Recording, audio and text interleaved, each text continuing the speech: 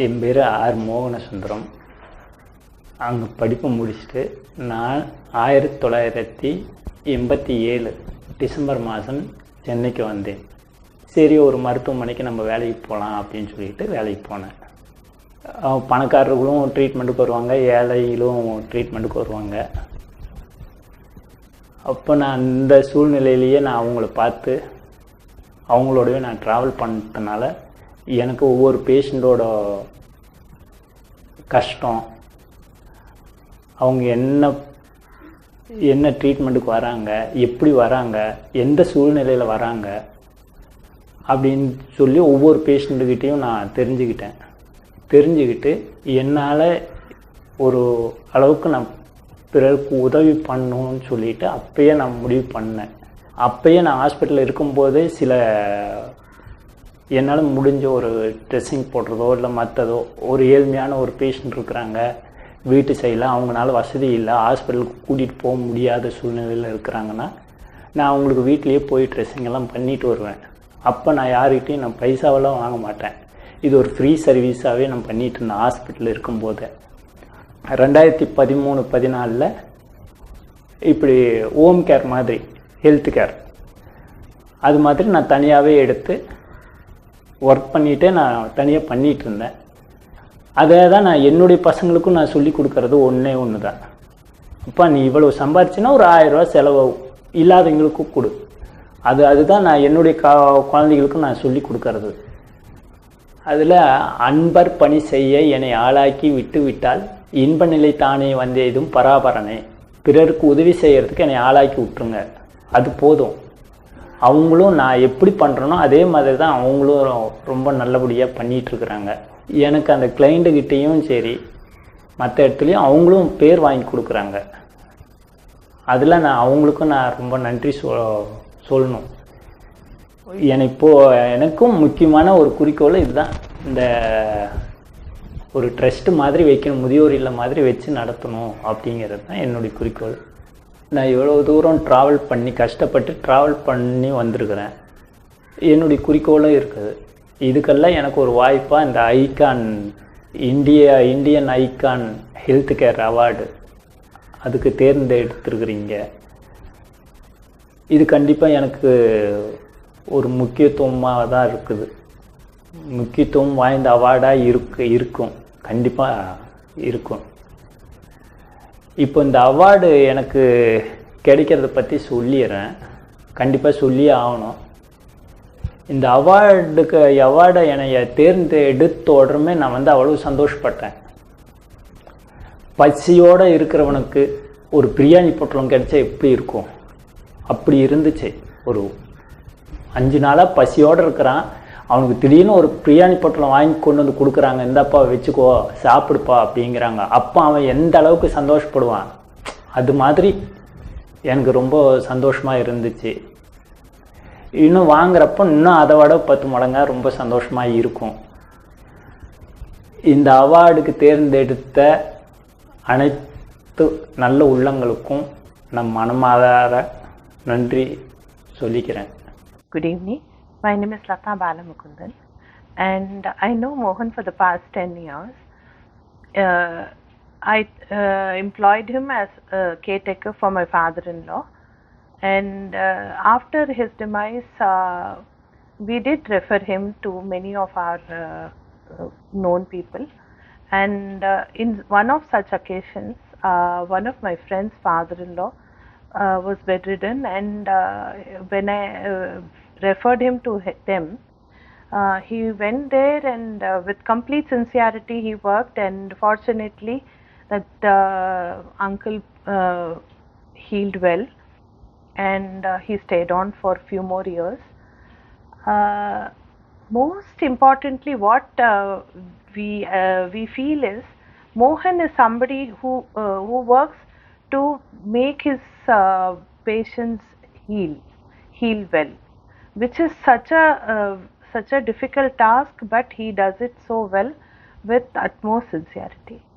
Today, whatever he is completely because he takes this as a passion, and he is service oriented.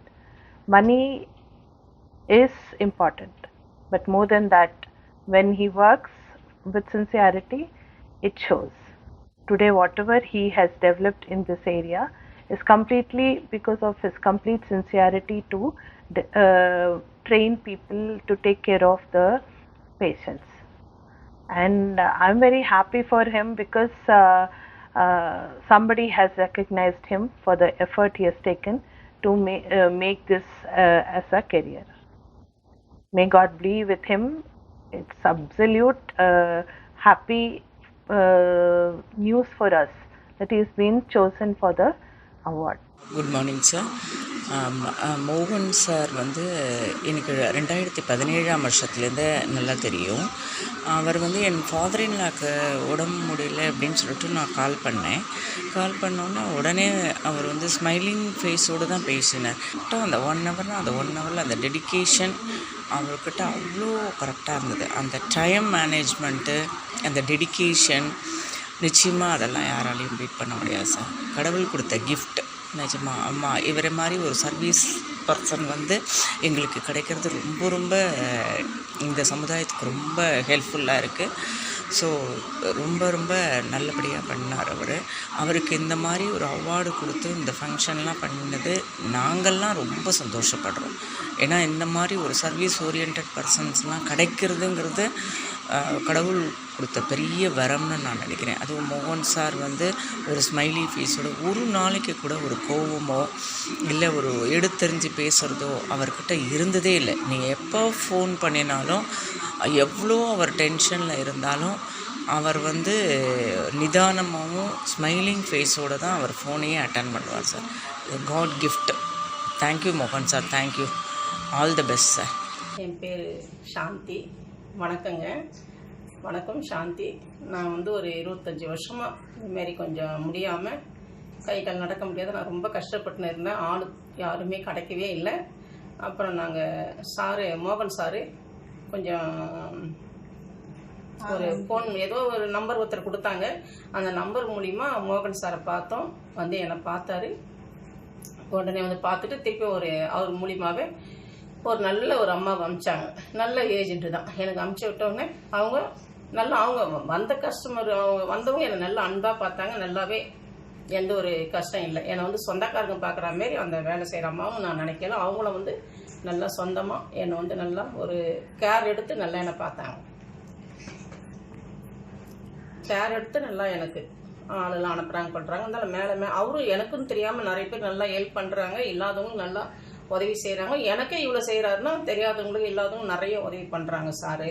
இன்னும் மேலே நான் வந்து அவருக்கு சப்போர்ட்டாகவே எப்பயுமே இருப்பேன். நான் நீங்களும் எவ்வளோ பேர் நல்லது செய்கிறவங்களுக்கு நம்ம கண்டிப்பாக அவருக்கு நம்ம உதவியாக இருக்கணும்.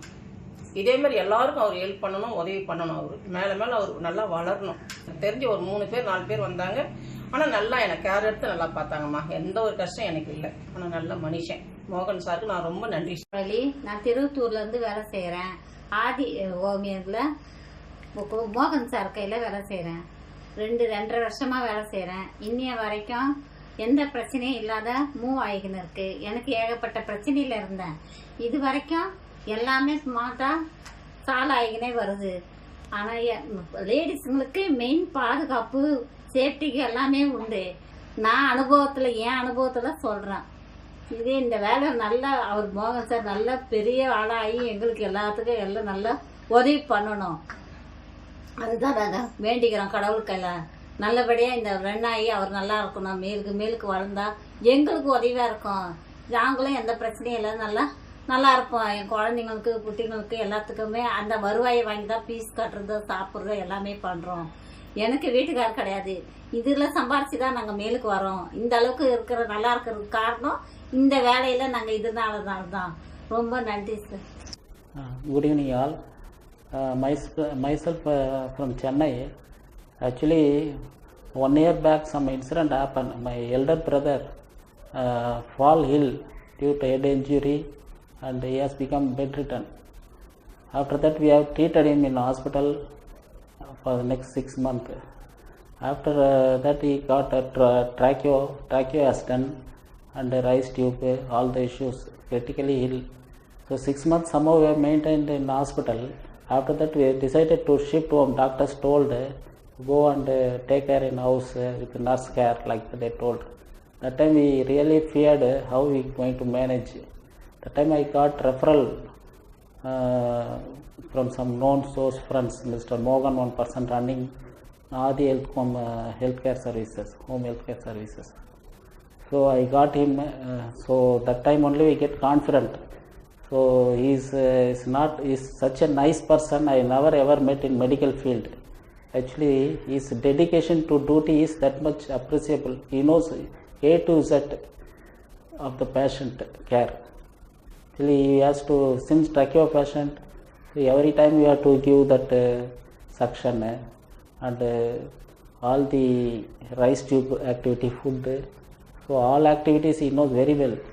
So he did excellent job. So that not only maintained, you try to recover well.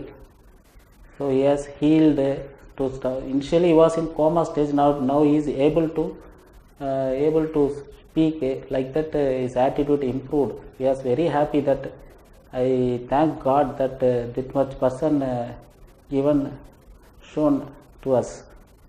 He's not only helping me alone, our family alone. He is also